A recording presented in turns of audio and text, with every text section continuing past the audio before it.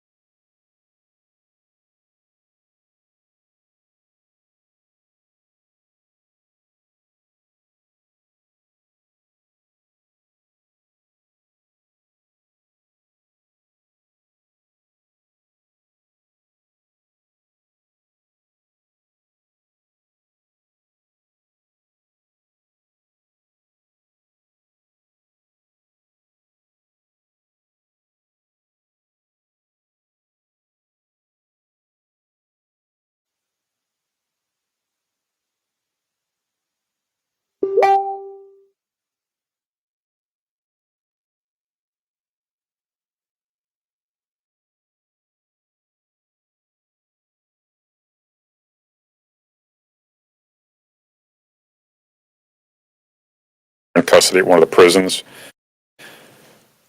We sent 4 deputies, more predictable and more within our control, that if we were going to transport her, that we wouldn't have to deal with any kind of weather conditions or air travel challenges. So our deputies left on the 27th for Idaho, arrived there, stayed for a day to prepare, and brought her back. We sent 2 extradition deputies, a supervisor, and 1 deputy from our K-9 division, but it's just because she's a female deputy. We want to make sure there was a female accompanying suspect Vallow in her travel back. It was about an 18-hour trip. In my statement, as you saw, I talked about the fact that we do about 250 plus extraditions every year. So this is not new for them. The uniqueness or maybe the circumstances involved in this particular case are very high profile and much to the interest of our local and national audience. I don't want to diminish it. It is what we do, as I stated, and we do it very well. Whether it is her or any other fugitive who's wanted in the state of Arizona, we're going to facilitate transfer into our custody so the prosecutor's office can prosecute them effectively. She had her initial appearance at about 2 a.m. when she was remanded without bond. So the case will now be in the hands of the county attorney.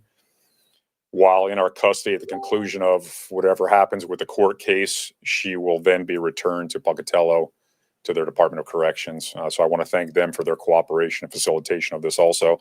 And I also want to just recognize and express gratitude to our team here, the deputies that spent 4 days on the road to bring her back safely. We do have a really, really good video for you, which I can't show you right now, but we'll get it to you of bringing her into the jail where you get a good look at the process, the initial process of her custody. So I don't, there's not a whole lot more depth to it than that. I just want to make sure you heard from me the status of it, and I'm happy to answer a few questions if they're related to this case. Sure. I'll start with I was going to say, will she be kept in any sort of segregated situation, or is she going to be in just booked regularly in which jail? Yeah, no, that is a good question. She will be. She's deemed to be high security, so she'll be isolated in a high security area of the Estrella jail. Tell us what goes into a process such as this. You've dealt with high-profile inmates in the past. That's not new, but obviously this planning has been going on, I would assume, for some time. It has, and we wanted to make sure that it was,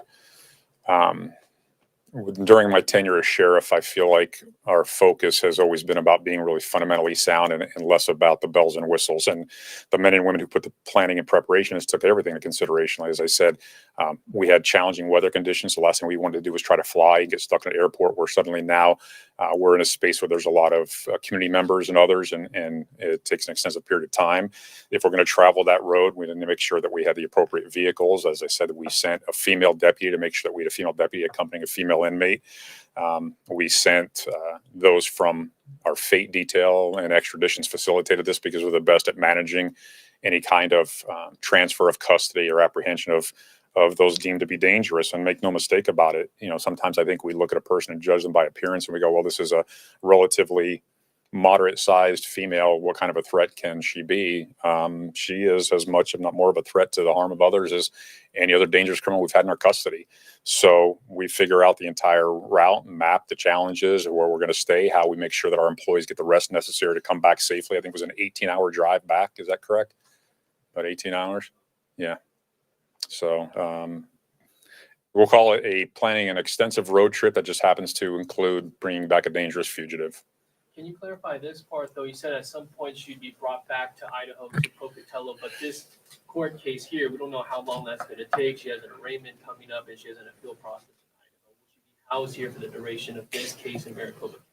She'll be housed here until the conclusion of her case, and then once there is a conclusion, that the county attorney and their attorney there will have to determine. I would imagine that she'd have to return to spend her time there, and then whatever time, either it's going to be consecutive, concurrent, whatever the outcome is.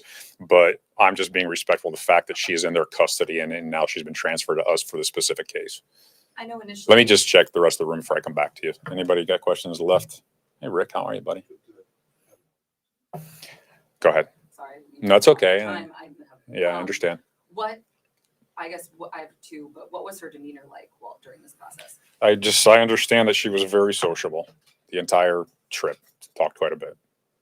About what? Oh, that's between the deputies, the courts, and the prosecutor, apparently. I don't know that she gave any specific statements related to the investigation, but I just know that they said she was very chatty. And I'll just add to that, I know initially maybe there weren't plans to extradite her until after the appeal process in Idaho was concluded. Why did that change? Yeah, I'm not sure. That's something probably I'm sure maybe Rachel Mitchell can answer to the county attorney. She would know more about the specifics on any court-related elements. So with that said, who ultimately makes the call? Is it between MCAO and then you, and the green light is given, and then you say, okay, here we go, you guys ready for the trip that we planned? Is Idaho involved in it? Like, who ultimately makes that call? Because this kind of happened pretty quickly. No, not so much. We just kept it under wraps because we didn't want to, I don't like to talk about things until we execute on them and carry out our duties. So the legal sides of the extradition relative to their willingness to allow us to take custody of her here and hold her for trial here, that takes place at the prosecutorial level. Once there's a green light that she is going to be available for us to extradite here to Arizona, then we take it from there and do all the planning and handle all the operations. Was it you said it was an 18-hour drive back. Was it nonstop? Did you guys have to stop anywhere to rest, or just kind of what is that like when you have to drive someone like this across the country? Well, I just know on drives that long, it's usually my family saying, "Are we there yet? Are we there yet?" But it's just I stop for gas, stop for food, stop for rest stops, and make sure that we're being accommodating to the needs of the inmate. But get here as quickly as you can, without it being a danger to, as I said, we had 4 deputies, so I'm going to presume that they took turns driving, or if not, that they took time to rest, but they got back safely. And there was no issues along the way? No.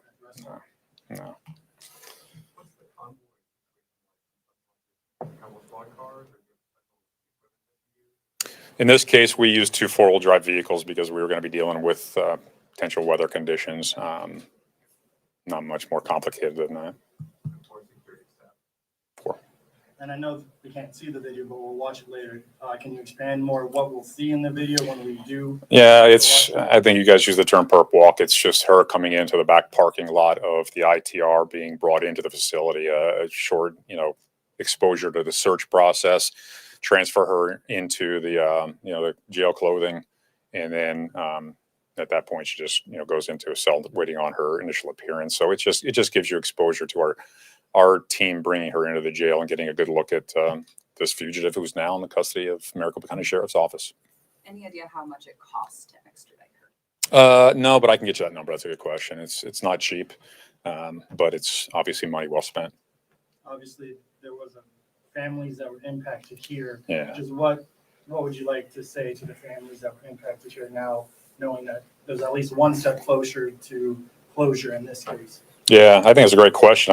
When I spent a lot of time working with victims, as you guys know, when I was by former agency, all that matters is, I pray for them, that their hearts will find a way to heal as best you can with significant loss like this. When it comes to the justice side of the ledger, the scales, I don't know that, successful prosecution, what the punishment is. I don't think there's anything that occurs in that space that really fills that void. And I don't know that, I'm sure some family members feel passionate about it. Others just kind of want to have their own path to overcoming this. So for me, just from one human to another, my heart breaks for them. Anybody who suffered loss at the hands of an evil person like this. And I pray that they'll find peace. Was there a time that the sheriff's department?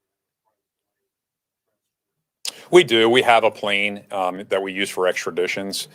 It's really just, distance circumstances, because it's not a commercial plane like you'd see. The majority of our extraditions occur through commercial transport. But again, now you're dealing with circumstances where you're going to be in an environment with a lot of other people who are just community members and unaware of the circumstances. So it enhances the danger slightly. If you go into a location and suddenly there's a storm and your flight is delayed, then you're sitting in an airport for hours, if not days, delayed because of that. And we wanted to mitigate any of those potential unexpected obstacles, unexpected challenges, to make sure that we could get her back as quickly as possible. Obviously, she's an accused murderer in this state, but overall, she was found guilty and convicted in Idaho. Have you followed the case at all leading up to this? I don't. No. I'm familiar as much as you guys have reported, and my team has briefed me, and it's not because I'm not interested, but I have a lot of other things that are pressing, timely, and specific to this organization that I focus on. So I know the devastation that's been left in the trail. I know the importance of making sure that this office handles our business professionally and efficiently. And, just to give you some context, as I said, 250 plus of these transfers a year that our extraditions team does. And our FATE team who participated, they're approaching 1,000 arrests of fugitives that are extremely dangerous, and many of which, if I threw out some names, you wouldn't even know who they were, but they're getting them off the streets, made the community a safer place. All right, let's. Estrella right now. Yeah, is she at Estrella? Is that where we got her? Yeah, that's our jail for female inmates, so she'll be housed there. We will get you the video immediately as soon as you leave here. Just clarify the charges too. I think the courts have 2 different counts of conspiracy to commit murder. And On the booking sheet, what I have is murder in the first degree, and then murder first degree premeditated. The conspiracy element is more of like a, I'm trying to think of the correct term, but just, it has to do with the process on how it was played out with others and everything. But at the end of the day, she's in for 2 counts of first degree murder, 1 premeditated. Yeah. Also, just a quick question. Is that pretty typical? Hiding over there on me. trying to become invisible. But, Sure. How common is that to kind of opt for the drive? I know you said whether played a main role, but any sort of high profile cases, is that more common? Not language around. I wouldn't say that it's uncommon. It's not something that happens frequently, but it's remove the name, remove the circumstances, with the exception of it is a person wanted for a violent crime. Anytime we have that kind of heightened threat because the danger of the other members of the community, then we're going to look at all these other factors that could impede or delay our travel. And if we feel like those things outweigh the benefit of getting in a car and driving, and though it's inconvenient, then we're going to get in a car and drive and do whatever's necessary to keep people safe. So it wasn't just so much her, it was all the circumstances involved. Yeah. All right. Again, I apologize for the technical difficulties. I appreciate your guys' time. Gratitude to our office and the men and women who do exceptional work every day. God bless.